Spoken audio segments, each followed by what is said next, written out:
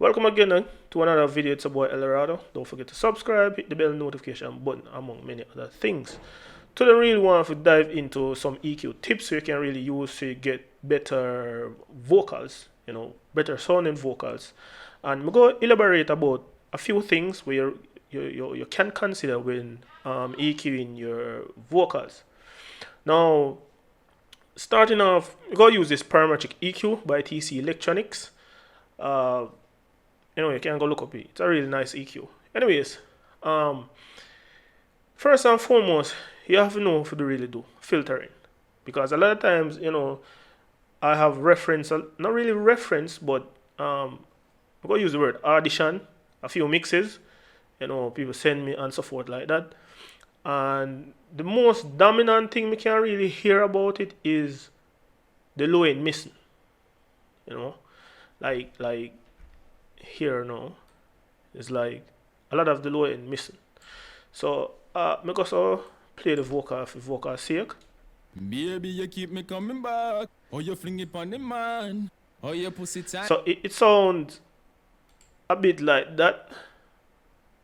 I'll make it more steep. Baby, you keep me coming back. Oh, you fling it on the man.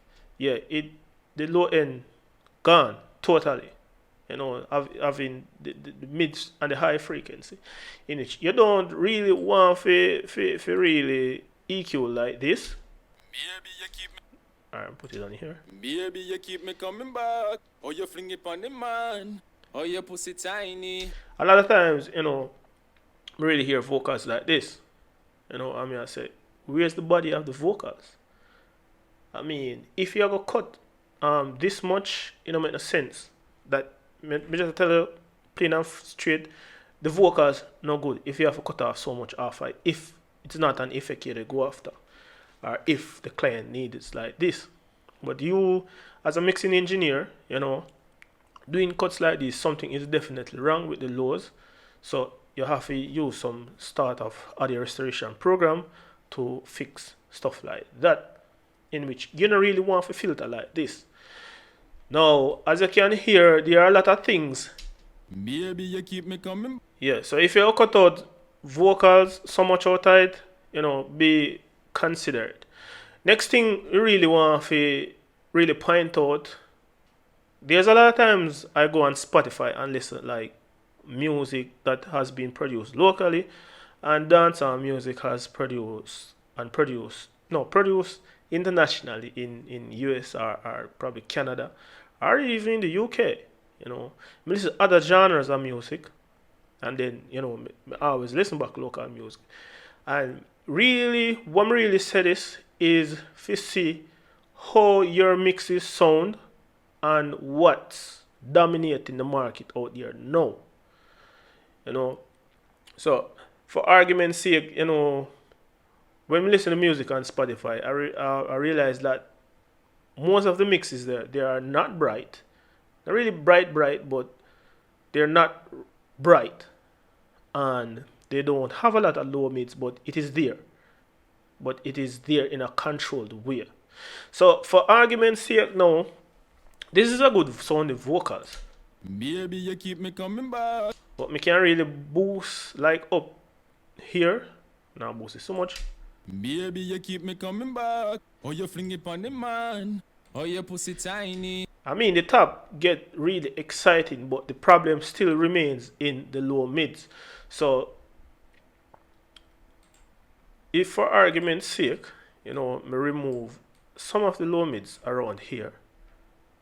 Turn off the low cut. Baby, you keep me coming back. Oh, you fling it on the man. Oh, your pussy tiny. You realize that, the low mids, it reduced, but it is still there. It's just that the boominess. No, more use such a wide cue, but me just do it for tutorial sake. The boominess and the box sound, it is gone. You can use a more narrow cue for do this. And EQs I'm really recommend for do subtractive EQ is parametric EQs. You have a lot more controls over it than an analog modeled EQ. to do cuts. So do narrow cuts, focus on like getting the low mids right, because the low mids, as me always say, it contains the body of the vocals, and you really want to get that right from first, right out of the butt. You get that right first. Now, the next thing I really want you all to look on within EQ in the vocals is hold off upon boosting. Meaning that there are a lot of times that we get vocals, a lot of times we record with a microphone, with a bright microphone. And with that bright microphone and it boosts, and then you go boost on top of it now. It's like if the microphone boosts about 2 dB and you end up go boost 2 dB in a mixing, that's 4. And so if you're in a mastering again, you boost 1.4 dB for argument's sake again. So that 5.4 in total dB of gain. So you really have to take these things into consideration before boosting. What are you boosting for? You have to really ask that the question.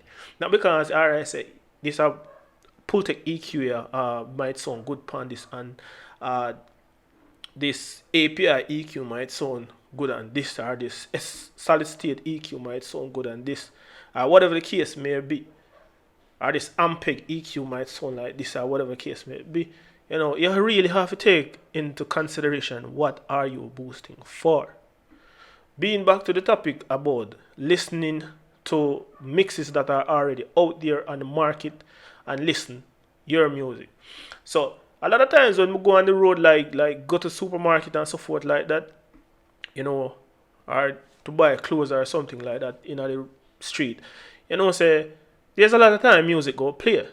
So whenever me out and me hear music, for some reason I always listen, and me I say, that the sound I'm go on with, and then me go home, play that song, play my song, and me I say, alright, cool. So if for instance the now market I run with, this pop-ish type vocals, me really have to listen to mine, and if it won't contain a lot of body and really sparkle at the top of the mix, say alright, cool. There are things we need to adjust to. So for instance the market change, really have to look on that too. Because at the end of the day, we all can say stuff like, oh, more have to do for own this and own that, because we don't really want to follow nobody. But at the end of the day, you really have to really move with what's trending and think outside of the box at the same time. So regardless of say you mix sound like nobody else, you really have to look on what consumers are consuming, because producers and mixing engineer don't really consume music like consumer really need music. Consumers are really greedy. So if they might listen to this music for like 2 weeks and we get bored of that, more something else. So it's like it's like consumers' minds are flavored to a certain type of stuff for a certain period of time. So if you can grab on that and do what's currently being done at the time being, and try to stay creative at the same time, you can create your own sound.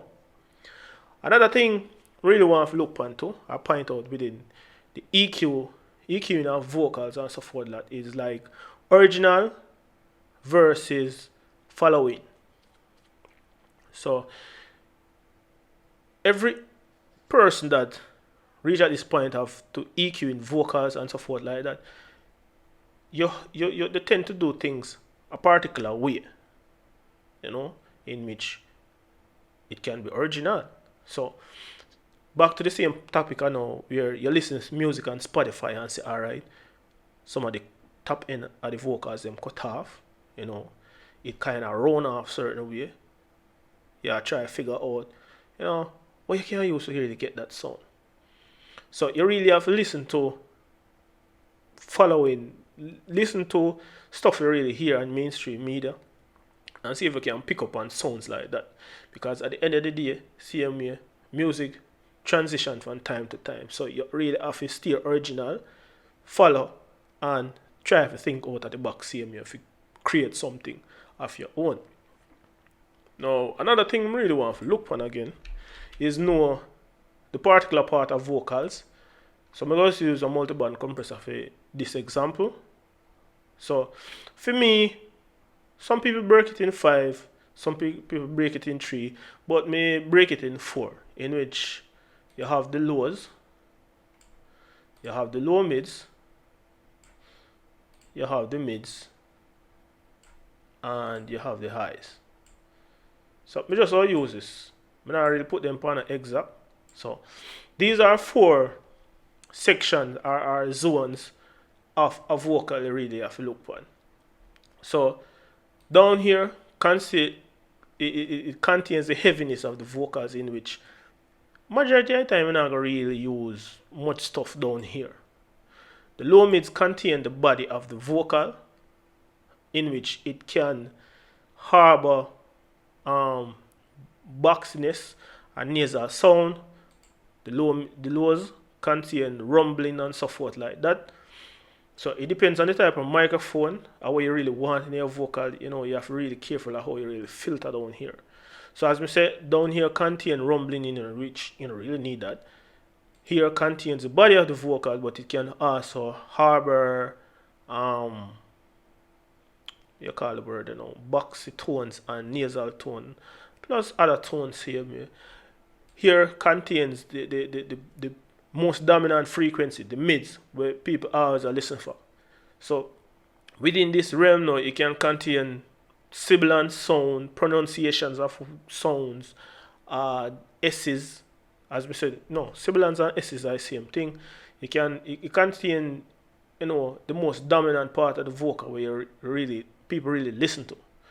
Now the highs now, it contains the excitement of the vocals, in which it can also harbor brittleness, brightness, air, and a lot of stuff. So within these 4 sections, you really have to understand or be mindful of the advantage and disadvantages.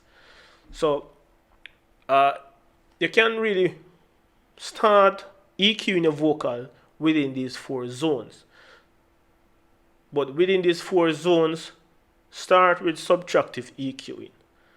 Because sometimes in mixes, I do not boost, because the plugin really used to do so forth and so forth. I don't boost until I reach the mastering stage. But there are times I really get really spectacular vocals where you don't really need to do certain things. You don't really need to say, alright, I'll boost it extra, I'll do this and I'll do that, because the vocals are recorded so well that you only need to fix the minor things that has been done with it. There are times when artists record through channel strips, and the channel strips are set certain way to avoid certain things are certain things deemed not worthy of the vocals before mixing. So channel strips, sometimes when the artists are recorded too, little filtering go on, little compression, little saturation. So you really have to listen for how thick the sound is and so forth like that, to know exactly what to do within each zone.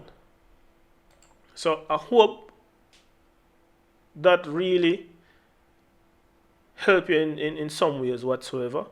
I really touch some key point. Another thing where me think me miss out is you can cut the highs of the vocals also. Don't be afraid to shelf off like around 18,000 kilohertz and so forth like that. But be mindful of the slopes, because slopes tend to start way before the frequency that you're set out to cut. So I wouldn't recommend cutting it like this, but using a slope like this somewhere up here, because sometimes leaving it like that and boosting the frequency up like 20,000 kilohertz, because some microphone record higher than that, so it will have frequency up there in which I'm not gonna say it's not relevant, but I think beyond 20,000, you know, most people don't really hear. So you really want to get, you know, you can get really smooth vocals by cutting off some of the highs. You know, so if you are cut and if you're not cut and a boost, as a for instance, let me change this to a high shelf, turn this on. So for instance, you boost up here are the vocals. So what already they bright up here somewhat, you know, it boosts even more. So if you boost there and turn on this also, you know, it kind of help with the high parts of the vocals, in which it can be very useful because, you know, you boost within a certain range, but you also have a controlled filter up there, you know, controlling those excessive highs. So I really hope I really cover a lot of stuff within this video, and hope me really make sense in some things what me say. So as me say, some key pointers: careful of filters. Start with filtering, subtractive EQ, and your vocals. Hold off from boosting. Know where you are boosting. Know the zone them. Listen other people music. Listen, you know, other countries music that do the same music you do. If you see where them, what them a do, what you they do, what other people in a, you know, the same country that you're in do it. You know, listen mixed genre of music. If you really get a really more in-depth perspective of how you can really train your ear a certain way, if you kind of, you know, work towards a certain sound. So without further ado, it's a boy El Dorado. Until the next time, peace out.